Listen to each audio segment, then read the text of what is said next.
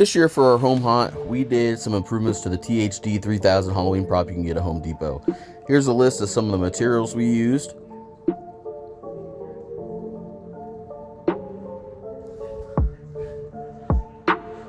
And here's a look of it before we did anything to it. This is a stock photo, so you got a before and after. We did some color shading to the face and added blood and some synthetic hair. This gives it more of a kind of converged human look versus just kind of a robot with a face. Here's a before look of the back of the head, and here it is after with some rust details, both using gold, an orange spice color, some blood. My son outlining the face to the machine just to kind of look like it had been ripped off something put on this machine. And then here's the chest before and after. And even though it already had some blood outlining some of the areas, we used some perma blood and just made it look a little better, less manufactured, a little more glossy. Here it is in our living room before we started with the arm, but we're working down head to toe. And here's the arm, kind of rusted up. My son putting some blood on the spine. We did kind of a rub off to where it didn't look like it was fresh blood, but it was kind of dried. So there it is before. And here it is from the back side. Again, some more blood around the torn tissue areas. My son coated this sort of it in blood, and then we kind of did the same thing, kind of wiped it off to make it look more like aged blood. And then did the same thing around all the details in the arms. Rusted the metal up.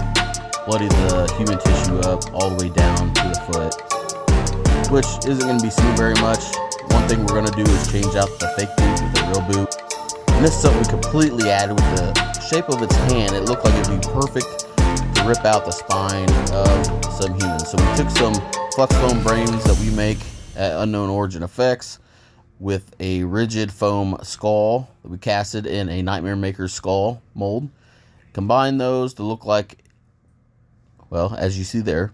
And then we also took pool noodle, coated in latex and tissue, and made the spine with some little nurnies, which are latex strands mixed together. And this is him in his scene, where it looks like a bunch of electrical cables are overtaken, and he's holding the victim's skull and spine in his hand. Up close it looked good, but in a foggy room like this, it really caught people by surprise. That right arm with the severed spine and skull in it moves up and down, which was cool. And we also added a skull right in his rib cage area just for an added touch. They look similar, but our intellects are being horrible, foolish. You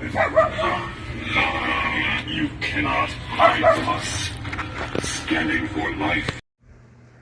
Hey, thanks for watching this video. That's just one upgrade to some store-bought item that you could do. We do plenty of them, but we like to try making our own stuff. But on occasion, like with this kind of Terminator style Halloween prop, it was really one of those really cool things, and I think worth the price. And then we made it a little bit better. So if you like content like this or other stuff, please like and subscribe. Unknown Origin Effects YouTube, and you can follow us on Facebook, Instagram, as well as our home haunt, The Unknown Haunt.